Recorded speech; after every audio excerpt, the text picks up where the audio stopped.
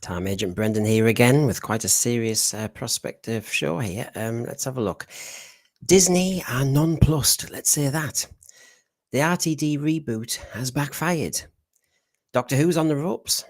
The House of the Mouse takes fright, like rats leaving a sinking ship. The Metropolitan's message has been rejected. Welcome to today's show. This is all derived, as you know, from the Deadline article, which has really served to be remember the boy in the crowd in the Emperor's New Clothes, speaking truth to power and blowing away the smokescreen of blather and lies and denial and gaslighting. Here's the Deadline article. It brings to mind a lot of things, and this is what my saloon today is going to be about. It's going to be about this. Disney have gone cold on Doctor Who. It's not part of their big promotion push anymore. There are serious concerns they will pull out and stop being co-producers. Is this why we're sharing a panel with other possible partners like Star Trek?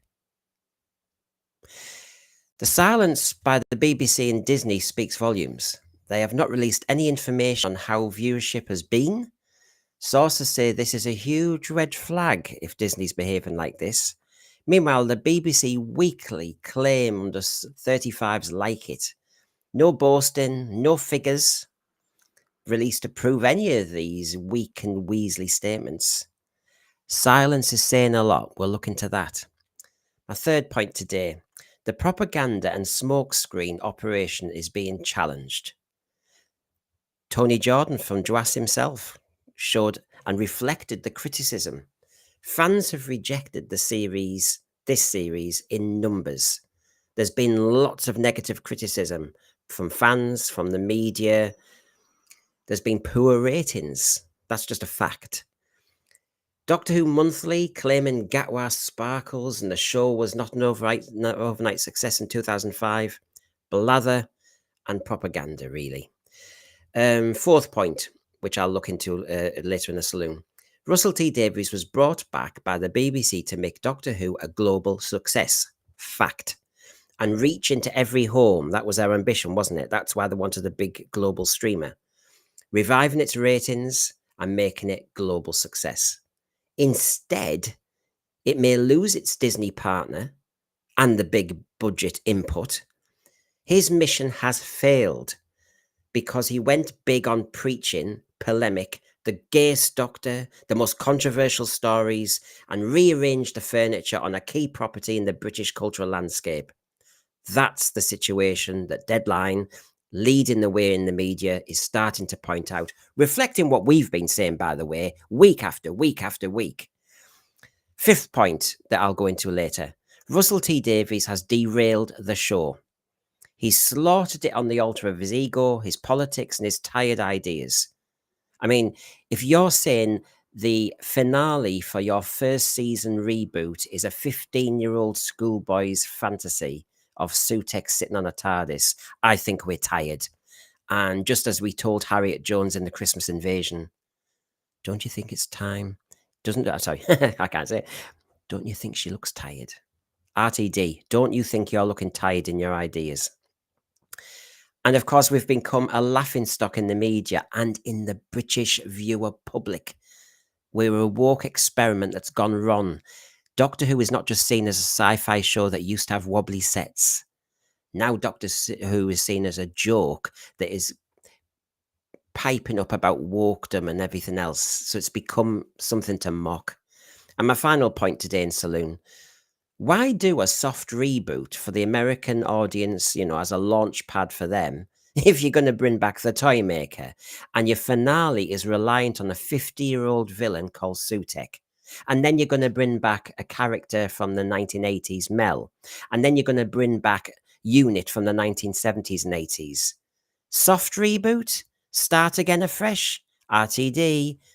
What you deliver and what you say are not meeting up. So welcome to today's show. This is the material, isn't it? This is what we're talking about. Now, if you look here, it's a fascinating article because most of the media so far, although they have been lukewarm to Doctor Who, coded words are used. You can see in Deadline that they're starting to point that what these lukewarm warm words mean underneath. We have known this. It's good to know that people are onto it now. Yes, they reported that Doctor Who was not part of the package of shows Disney was promoting recently, almost as if they've lost interest. I mean, it does say, you can see, that it had a minor part in the periphery of the promotion event. So, cold shoulder from Disney. The House of the Mouse has taken fright. They are concerned. Maybe they really don't want to get involved in some British kind of, cat fight over this product. So basically, although they're co-producers, it looks as though they've lost an awful lot of interest, enthusiasm. That seems to have gone. Lukewarm would be pushing it. I think cold is the word from Disney. And is it coincidence that we hear with lots of glitz and glamour and a mini trailer that the Trekkies and the Whovians were going to share a panel? Is this Doctor Who, i.e. BBC, looking for a new partner? A new partner with a bit of money? And is this what's going on? Or am I just finding shadows where there are none? It's a question. We'll keep an eye on it. Of course we will. So it's not up there with all the other big shows. Even the other failures like Acolyte, it's not even up there with them. Then we've got Doctor Who being totally absent, and the other thing is we've got a silence. The noises that it may not last beyond the initial 2 seasons are already reverberating around international TV circles. We've had a hunch.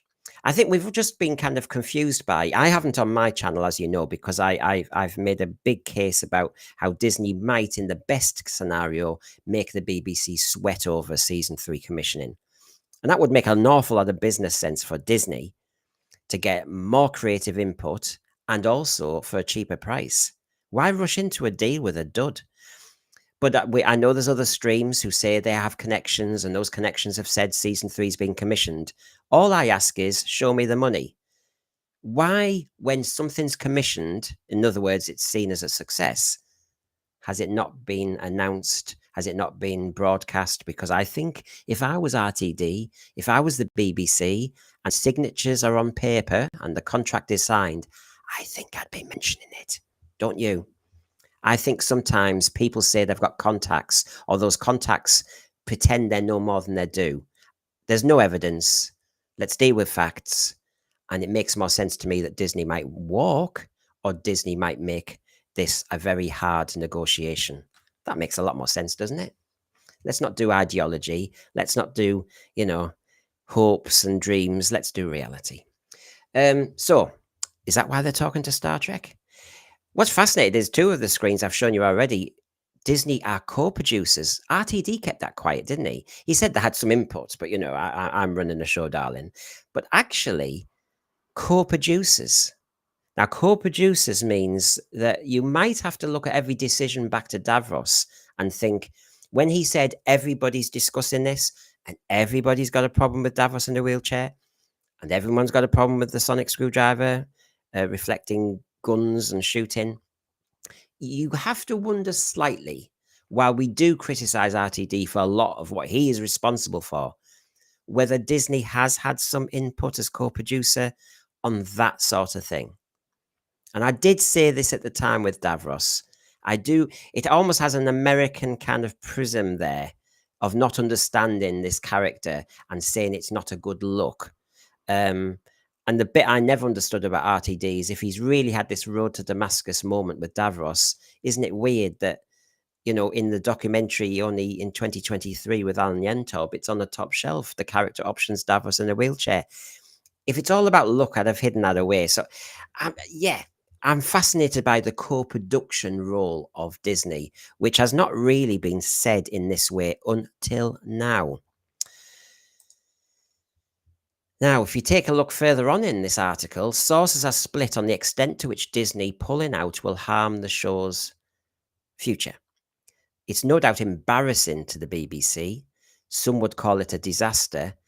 And the question then is, what will the BBC do if they do pull out? Well, obviously, this is a mixed bag.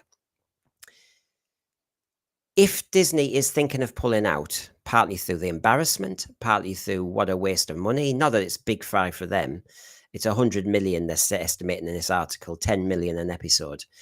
Um, Maybe they're just thinking, all this politics, all this venom, what the heck is going on? Do we need this? Unless they're making the BBC sweat, as I said. And maybe the BBC's doing a counterpunch. Let's talk business here. Let's talk being savvy. If you think that Disney are holding back from commissioning season 3, and there's RTD in another room typing away like mad, season 3, season 4, season 5, full of ideas. Come on, I need the money. Then the other way of making them blink, possibly, or make them think about let's come to the table, is to actually do the opposite and actually start to talk to other possible potential partners. So Star Trek then gets a bit interesting as a Comic-Con shared panel table. I'm just saying. It's how it looks. So yes, by the way, do you give a damn whether this is an embarrassment to the BBC if they lost Disney? I don't, because they've had no problem. They've given fans no quarter in their criticism if we don't like something. They think we don't like something, like a black doctor or a gay doctor or a trans character. They are putting us in the phobe territory and they are dismissing us. So if they're embarrassed, oh, bring it on. Bring it on. I think sometimes these media lovies need to learn a little bit about putting their mouth too far, in the kind of megaphone category without really thinking you are a public servant. So if the BBC found that Disney do pull out, well, as a Doctor Who fan, I'm not worried. Didn't RTD say in a recent article? I was going to put it up, but I think you know me. I did it in one of my saloons. RTD actually said, we can cope without Disney. We'll just have to go to making stories like Horror Fan Rock. Oh, well, come on then. Right, here's your choice, folks. Space Babies with Disney or Horror Fan Rock with the BBC. I know, sleep on it. Maybe give it 48 hours. Make us sweat. It's a hard decision. I really do make you think this afternoon. Yeah, exactly. Isn't that why? You see, I don't know. With this new Who, all the showrunners, they get so snooty about the days when it was wobbly sets and it was Crorries and CSO, and it was always, the formula was always a base under siege. Oh, how tedious. Yeah, they worked. They were atmospheric. There was an actual structure. There was a reality. There was jeopardy. Now we've got froth. I know which one I would want. So I'm not losing sleep over this. I'm enjoying it. It's much deserved. And the article goes on, still with Disney here. Oh yeah, by the way, on the budget, let me just remind us, we can cope without the Disney money because some of our best writers knew they had nothing to put on screen. Adversity creates inspiration. Yeah? Not big budget creates laziness. Big budget makes you arrogant. I don't need the British viewers and the fans we've had for many years. I'm looking for new ones, darling. Yeah, okay, right. You might want us in next few years. Refusing to listen to criticism because I've got a big budget bubble behind me. Yeah, let's go back to BBC budget and you have to listen to us and make it an accountable, decent program that is recognizable as sci-fi family drama. Yeah, I'm all for that, actually. Money. Did we really see the money in the show anyway? I'm not quite sure, I'm not quite sure I saw it. And if most of the budget went on making Sutek, sit like a squatter on the top of the TARDIS in that whole sequence, well, I'd rather not have it. Okay. Disney will need to make a decision on its future relationship with the show soon after the war between the land and the sea wraps, and this could have a bearing on how long the in-demand Gatwa. Everybody keeps telling me he's in demand. Is he? Why? Eric was a lively character in Sex Education. I mean, I wasn't on the edge of my seat. It wasn't a kind of acting style I've never seen before. Please don't tell me that the media lovies, because there's a token in the DI being ticked, that they think this is an in-demand person.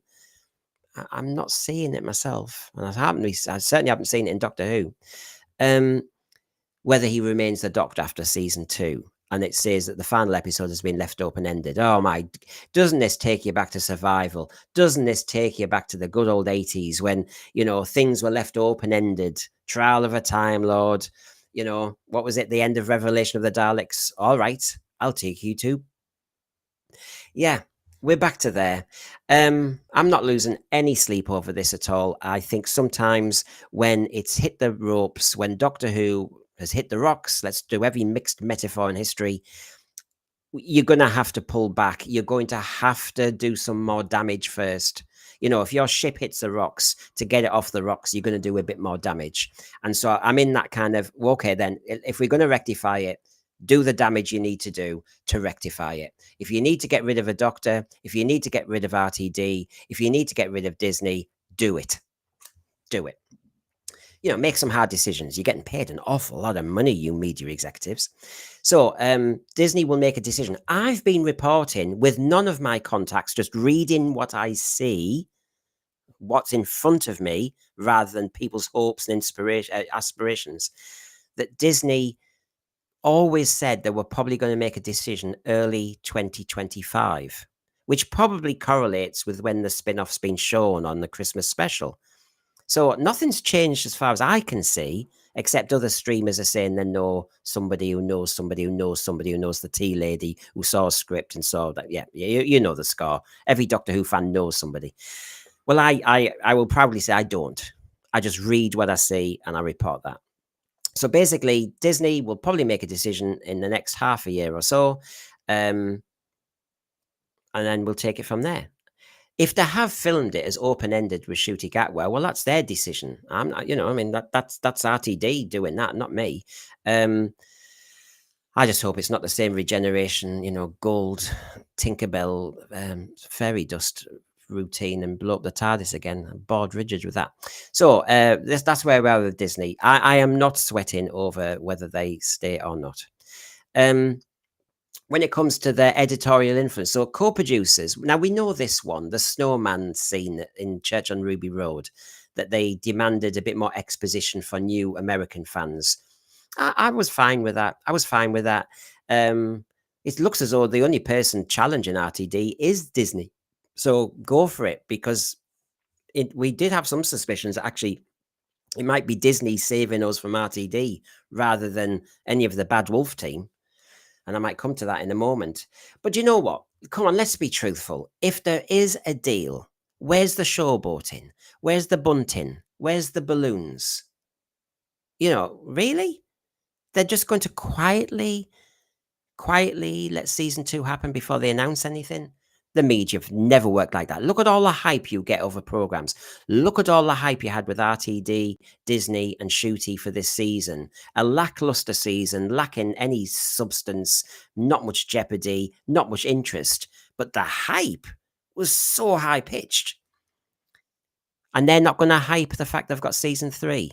I really think that's dubious. Come on. So I'm not buying all these rumors. Right. Article carries on. Now, this is where I go into the category. The silence speaks volumes, doesn't it? As I said with media hype, they tend to do that than go quiet.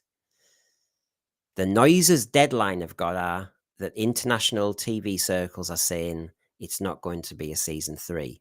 The rumors are out there. My suspicions were there. Come on, use your brain.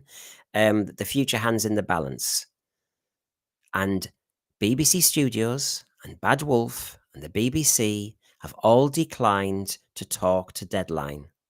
They were very happy to tell us the under 35s have been grabbed, but they've been very quiet about this. Why? If you've got a good news story, you normally are first to get out there, aren't you? So I'm fascinated by that. Absolutely fascinated.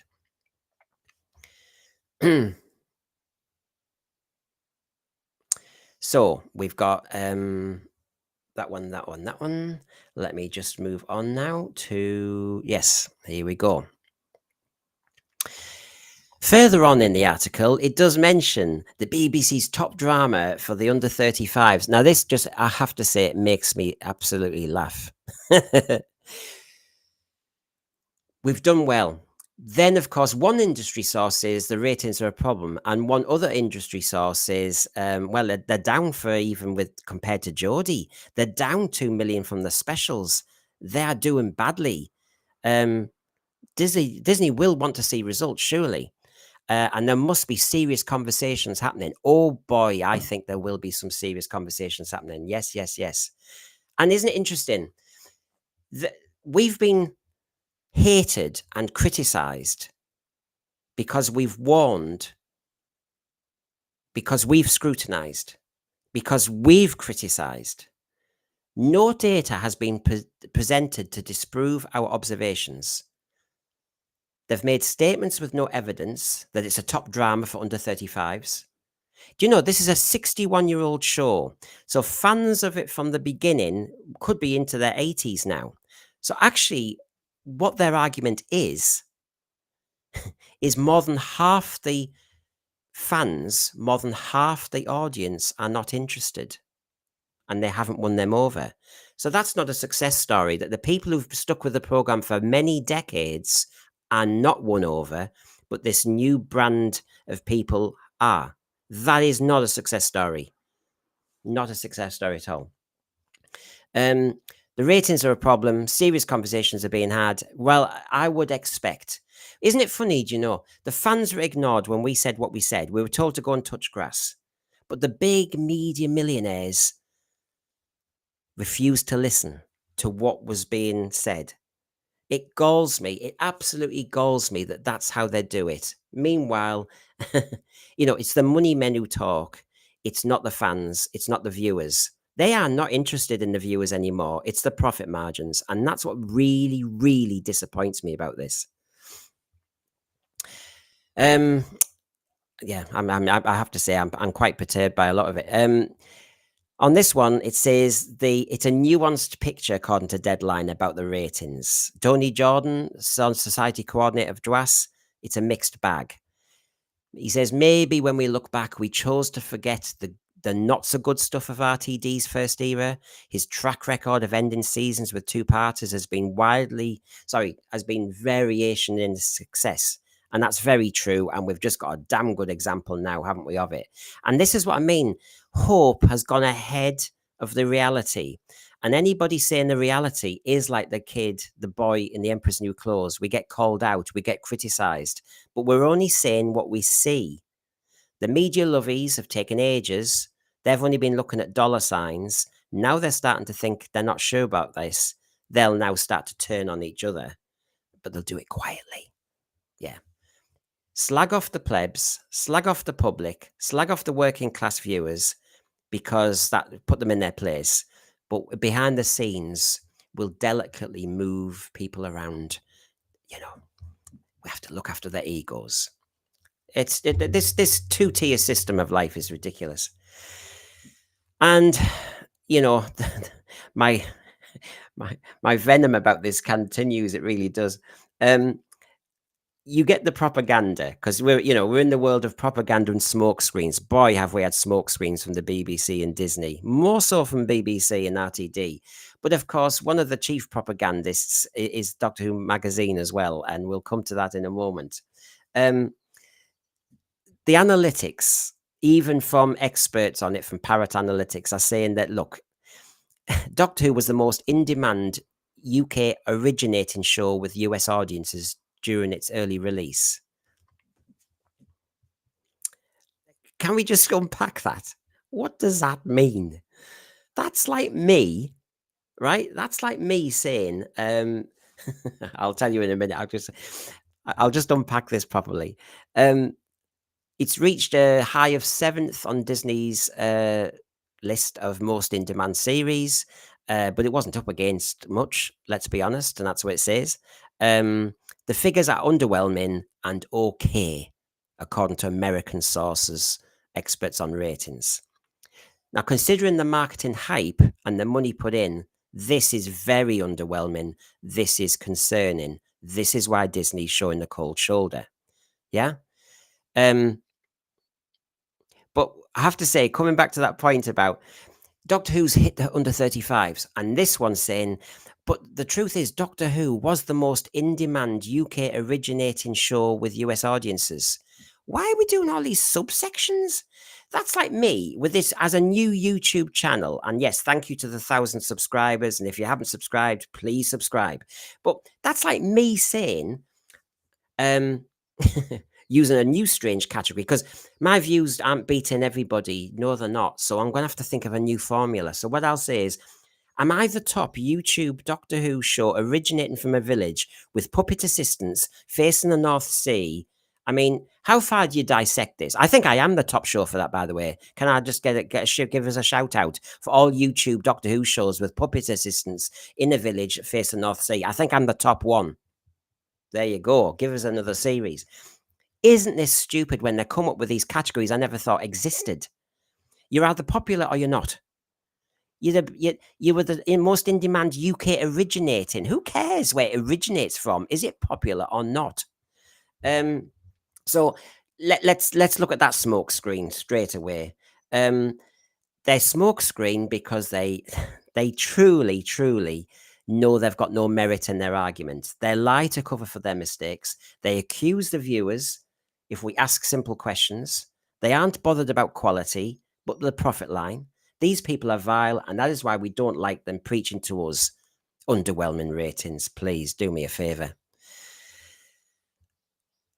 And of course, I was talking about Doctor Who magazine and the current editor, Jason Quinn, who is telling a story I have never heard. Talk about that. This has to be called propaganda. He says that each episode this season was so different in tone, which made it magical. I've always argued about this. Philip Hinchcliffe and Robert Holmes should have sorted this out. They had a whole season of horror. How wrong were they?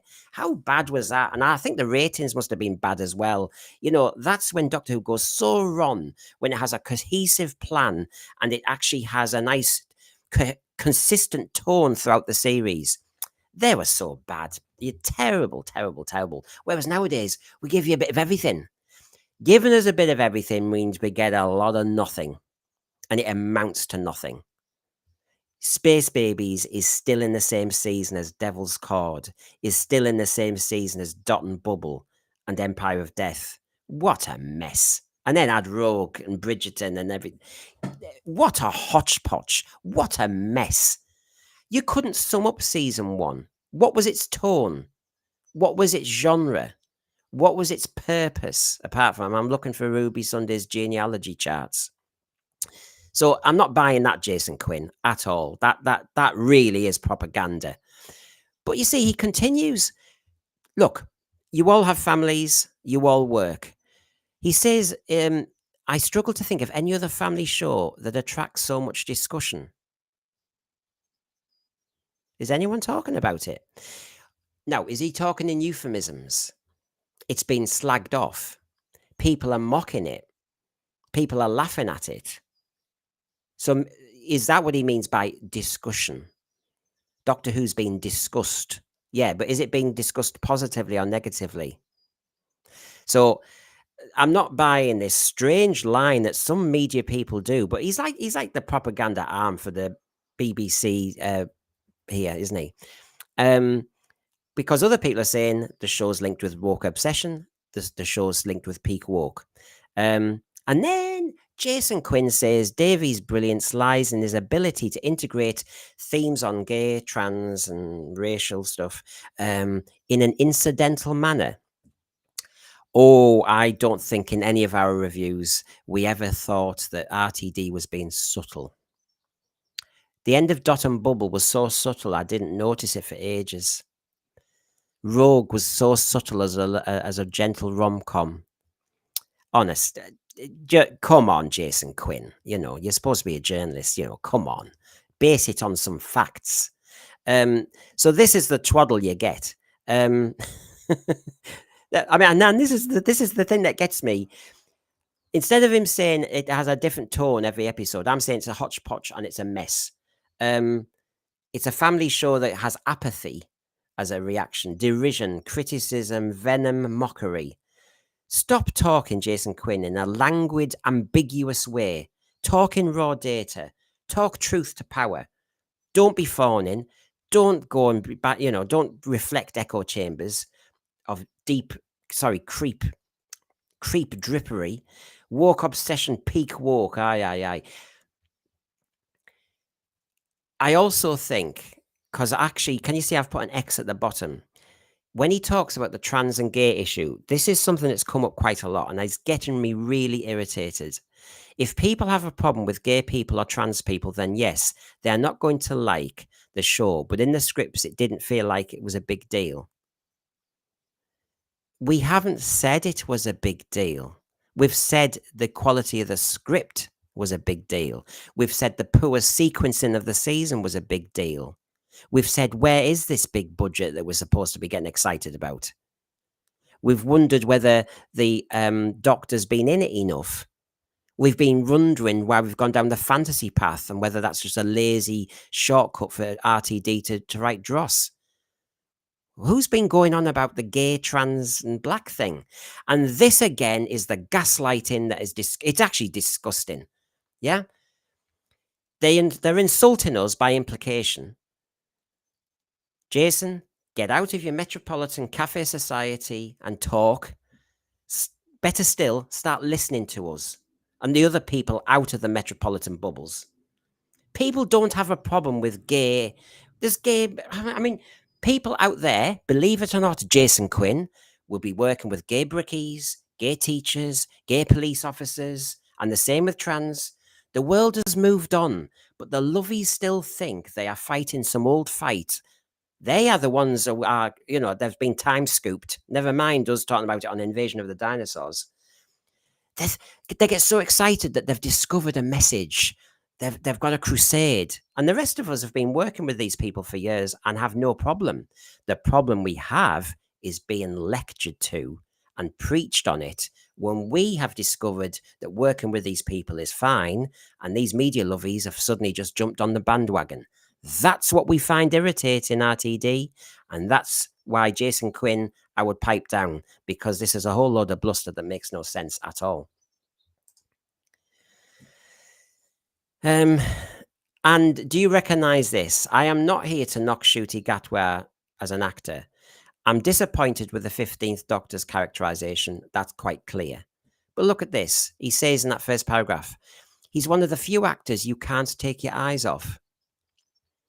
I'm sorry, I'm not recognizing what he's saying. What's he done? Is it because when he gets tearful? Is it when his face fills the screen? In what way? He's been paralyzed with indecision and Mel had to sort him out. He's not been in 2 episodes. I'm not quite sure where Jason Quinn's saying that, unless there's some personal thing that he likes him. I really don't understand that as a concept. So again, propaganda, sorry. And then he says that 2005, Doctor Who wasn't a massive overnight success. I remember the headlines on Monday that Doctor Who had beaten Ant and Dec with the Rose episode, 9-odd million. I remember. And the media salivated on the success of this new Chris Eccleston Doctor. We all heard it. It was everywhere. What are you talking about, Jason Quinn? I know it had further to go, and under David Tennant it flew even more, but it was a massive overnight success. Everybody breathed a sigh of relief. It beat Ant and Dec, and that was what RTD was worried about. And then he waffles on about, I think it'll grow. We give these people airspace. It's shocking, isn't it? So RTD has failed in his strategy. I don't know how many saloons on this. I never wanted to, but the truth is out there. It's a sin Supremo Davies was the man trusted with showrunner duties in its latest iteration, paired with a Disney-driven budget boost. So about 10 million an episode, they reckon. Now, they reckon that RTD refused to do Doctor Who unless they brought Bad Wolf in on the deal. I won't do it without them demand. And putting the BBC studios in an unprecedented scenario. Tom, I think Fussell there says it's an excellent deal, but BBC studios have been pushed back a bit and the productions with Bad Wolf, as you know. I've not heard that before. If that is true, that's a coup. That's an RTD coup. And every week when I've talked about from facts and from his own mouth in one of my saloons when he said he doesn't work with people who dare question him, he's the kingmaker.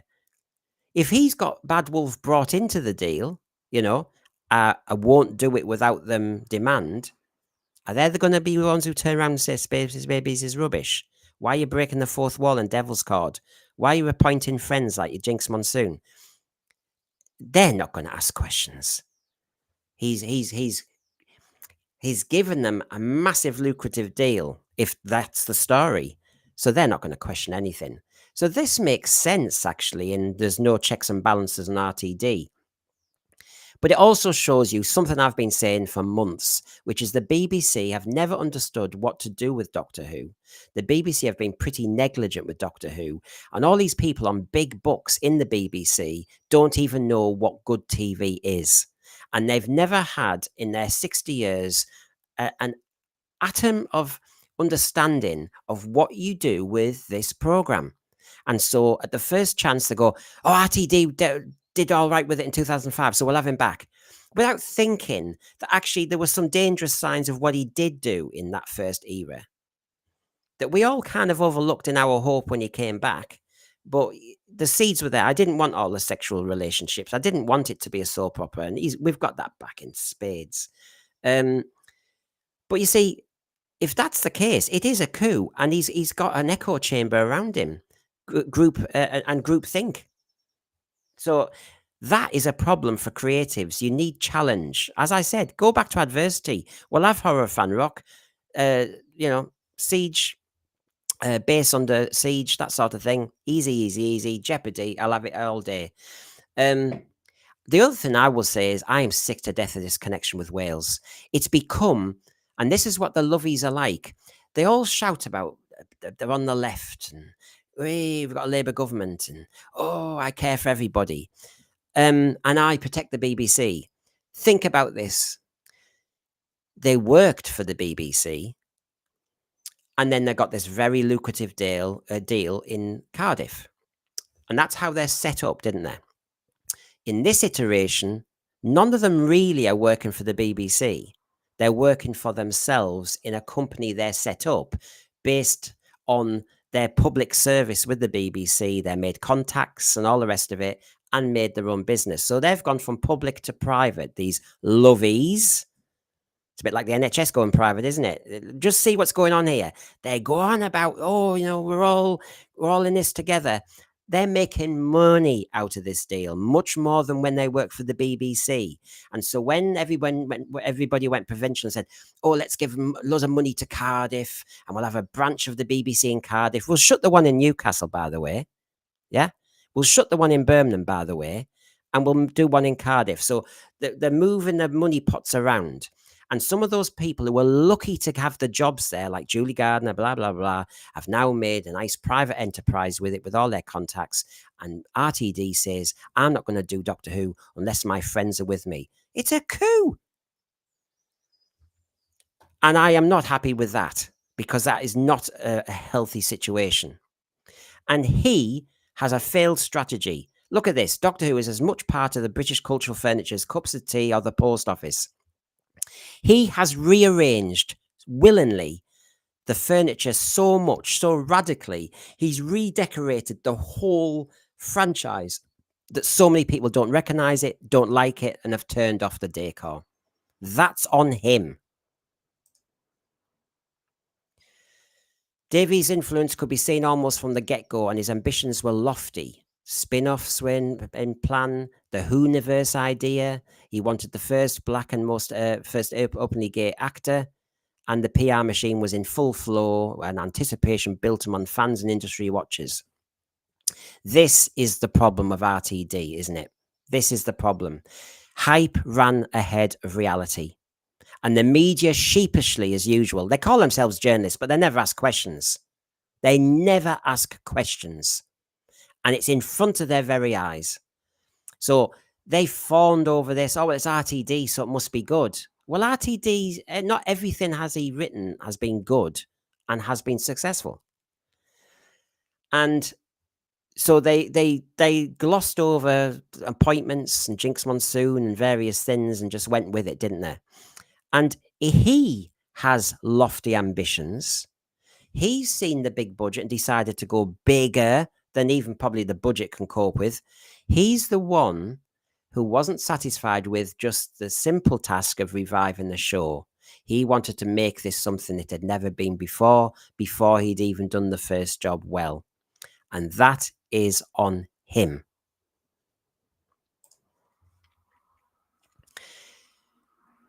We go on. I mean, the figures are there. How many shows has every stream done about the ratings? Disappointing 2.6 million overnighters. It shipped 2 million from the specials. Tony Jordan from Rtd'S said he was generally amazed when he clocked how big the drop was.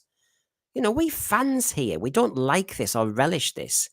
And the entire season 1 averaged an audience down almost 1.5 million per episode compared to Whittaker's last. I've just said Rtd's strategy has failed. And when you look at the facts, there is no argument. And then.